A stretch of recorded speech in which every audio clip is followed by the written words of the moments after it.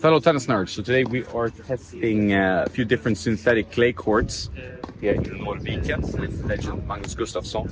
And this court is very interesting.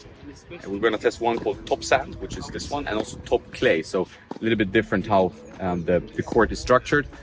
Good for wet climate, so you can actually play. It's been raining kind of like imminently non-stop for a few days. It feels like here in outside Båstad, and you can still play on these.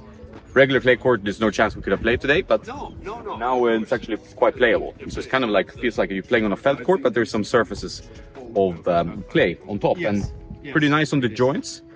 And you need to make sure you water them a little bit still, but they play really nicely even when wet. So I think this could be something if you're in a country where you have a lot of rain, which I am at the moment. So I think it could be a good thing. So check it out. I'll put some more information on the website, tennisnerd.net. Today we've had an interesting experience, at least especially for me. It's my first time playing on a new surface to me. We've actually played yesterday on something called a synthetic clay court. If you're living in the UK, I know you Ashley, for example, tennis mentor, you know about these synthetic clay courts.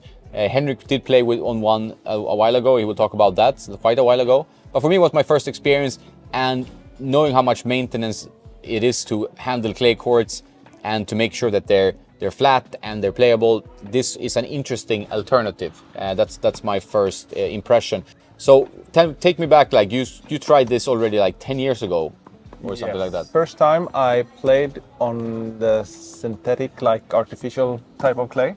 It was when Magnus Gustafsson, a former ATP top 10 player from Sweden, he wanted some practice before the Legends doubles here in Båstad. Yeah.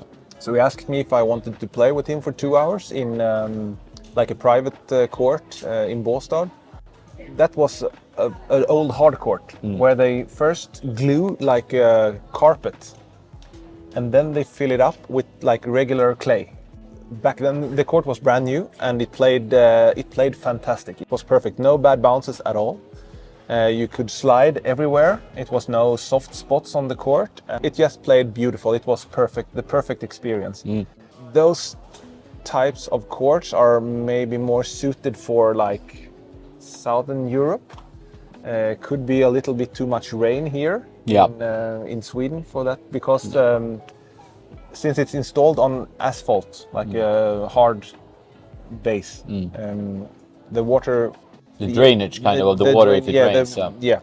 It takes some time. But then I also played on a court where you had like the same carpet base, but instead of regular clay, they have like a ceramic type of sand. It looks like clay, but it's ceramic. So you never really need to water those type of ceramic courts or synthetic clay courts. It doesn't really play like a clay court. It plays more like, for those of you who have played on synthetic grass, it plays a bit slower than a regular synthetic grass court. Yeah. Each year you need to remove some debris and stuff that has built up over the winter. Yeah. And you also have to install some or put on some more ceramic sand. Yeah. Top sand is Top sand is it. In Sweden, I think there is around hundreds of top sand and top clay courts. And what me and Marius think is in a couple of years, most of the guys will choose sand and clay. This combination, as we tried at the third place. And the reason is that if you see here, normal clay, it's binding. So it's getting very hard after a couple of years if you don't take care of it. So what you have to do on a surface like this is to power wash it, to get rid of the old clay, because it's done. It has done everything. This one you can play with forever. It doesn't bind at all, and that means also that you don't have to do this power washing and so on. The playability though is better, I would say, with normal clay than this one, but it's more job, and the clubs in Sweden nowadays, they don't want any jobs at all. What we found out was that in Viken they have this at the bottom, a normal clay at the top, and the playability is like it is on the second club we're going to go. But the job is so far, after 2 years, nothing at all. And it's still working fantastic because the clay and the sand, it doesn't bind. So that's what we think is the future. We have been wrong before, Marius, but this time... How often do they have to fill up with new sand? Now I'm guessing a little bit, but I would say per year, 500 kilos for both courts, something like that. And what happens also, if it has been dry now for 2 weeks, the sand right now is inside the carpet as well as outside the carpet. But when it's very dry for 2 weeks, it goes up a little bit. That means that it's a little bit more slippery than when it's dry. So I always say to the clubs and so on that it's good if you can water it before you're playing, so the sand is going down to the carpet. The courts that we were playing on, that as you see on the footage, it had a little bit too little sand on the court to be able to really slide comfortable. And also, when the footage is taken, it just minutes before it had been pouring down with rain. So, and for a while, so it's been very wet conditions here during the Swedish Open. The impressive thing with this court, it doesn't play exactly like a clay court, that's fine. It plays nice though, even bounces, all good. But the beauty of the court is that you can actually play even when wet. So the court was obviously kind of soaked, but still the bounce maintained. Balls obviously get a little bit heavy, you cannot discard that they will bounce on something slightly wet. But the court plays fine, and it absorbs the wetness. So it's like a very good surface for this type of summer we've had in Sweden so far here. And it was a nice, pleasant experience. I actually really enjoyed it. I felt like even on the court we played the first day, where obviously there was almost no sand, and that was a little bit of a maintenance issue. It was still played fine, like you can still play on it, but it requires you to have some sand on it to be really like you can actually move, slide, and play properly, I would say. Yeah, the first court that we played on, that you see footage from now, it had almost every inch of the court had no sand. It was just out in the very corners where there was some sand or clay. So you would need to fill it up with clay again. And when you have clay on it, then you can slide all over the court. If you don't have clay, you cannot slide because it's a carpet. So you will get stuck. And that is the only downside with it. You need to make sure it is covered with clay, because otherwise it's dangerous, because you can get stuck if you cannot slide on a carpet. Per year you should put on 500 kilos? 500 kilos or something like that. You need maintenance. The idea is that you can play in wet conditions and it needs less maintenance, but the maintenance is different. So depending on your situation, it might still be too much or it might still be annoying to do maintenance, but to really make sure that the court lasts a long time, you need to make sure there is clay or the sand material. What you can do, which is what Gusten, the legend player from Sweden, suggested, is to have a 50% mix of the sand, the top sand and the clay. And that could give a better balance. But you still need to maintain the court, obviously. There's no tennis court unless you're playing on maybe a cement court that needs no maintenance. Usually you need to paint, you need to replace even like plexipave and stuff like this. So all tennis courts need love.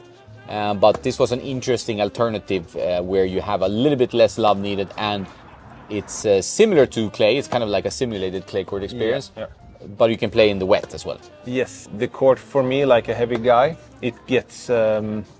I break the court. I mean, if it's wet, I break the court. It doesn't hold up for me. No. Not many places in... Oh, no, regular clay court, you mean? Yeah, regular clay court. And here, since it's asphalt in the base, you don't break the court. No. So you don't need to roll the court during the season. You don't need to fix holes and stuff like that. So for the Nordic, or almost for all climate, it's a good option. It doesn't play 100% like a clay court. The synthetic less. The top sand less than a regular clay court. No, it's definitely a little bit different than just regular clay courts. I think maybe the 50-50 mix will make it closer, But obviously, when something is different, there will be, like you played on so many different courts. All courts are different. Like I mean, every court you play on there has some difference based on climate, based on how it's built, based on how it's maintained, and all these things. But it's a nice alternative. I enjoyed it. It felt like it was pretty decent on the body. Sometimes in Spain you have these like cement courts, and then you put clay on top of the cement. For me, that type of cement clay court that they have in Spain, Yeah. they are for me that's the best courts because Yeah. I can play a very fast tennis. It fits my game with big Yeah, it's strokes, fast. It's big very serve. fast. Like, and there's a heat, of course, makes the Yeah. ball have more action on it. as Yeah, well. and I can still slide like I can slide like Nadal. Yeah. If I do that in a Swedish summer clay court, I will break my bone straight off. The feet will just get stuck. But in Spain, I can slide like I'm Nadal almost. Yeah, in Sweden you can't really, due to the climate, maintain these courts with the thin sand that you have on top, like in the French Open or wherever. But because it's like usually Swedish clay courts, and also this common in Germany, I guess, like are like very coarse, kind of thick gravel-like substance, shale, and it's not really conducive to sliding. You can play decent tennis on it, but it's like sliding is not really possible and not recommended unless you want to hurt yourself. Right? Yeah, and the court needs to be in really good conditions because many times they are too soft. Yeah. Because it rains a lot, and then the court gets too soft, and then if you slide, some parts And things of get inside- stuck together, so also like the court's not really flat after a while, right? Oh. I know, for example, from what I've seen from Ashley's videos, Yeah. They play on the synthetic clay all year round in England, Yeah. even if it's minus degrees, just as long as it's not snowing, and it doesn't snow that much in England. So it's a very good, and I've heard that some countries now are very interested. Like we did the tour of these courts with a few people from Finland and I think Estonia, or at least Finland. And I think there's an interest in colder climates, especially now when it's been so much rain in Northern Europe, to have a court that can absorb more rain. And I think that would be good. And it's good to know that these options exist. I think a court is like to install from scratch, maybe like 25,000 euros or something like that. So not for free, but that's also FlexiPay kind of prices these days, as far as I know. So if you really want to invest in something that's a very durable surface that can be played in different weathers, it's not a bad idea to look at top clay or top sand, which is the names of these courts. Yeah. So check it out. Yeah, really good option for playing on clay when the climate doesn't allow you to. I don't know how you're doing in your club, but let me know. Like, do you have great courts? Do you have good maintenance? Do you outsource it to a company? Because I think this is a pretty common problem now, unless you have like indoor hard courts. You know, it's like a common problem around Europe, especially. Yeah, it takes man hours, and often in the clubs, those man hours are free labor from the members. Yep. So tell us in the comments how you are doing in your club. Yep. That's it. Have a nice day, and don't Forget to play some tennis.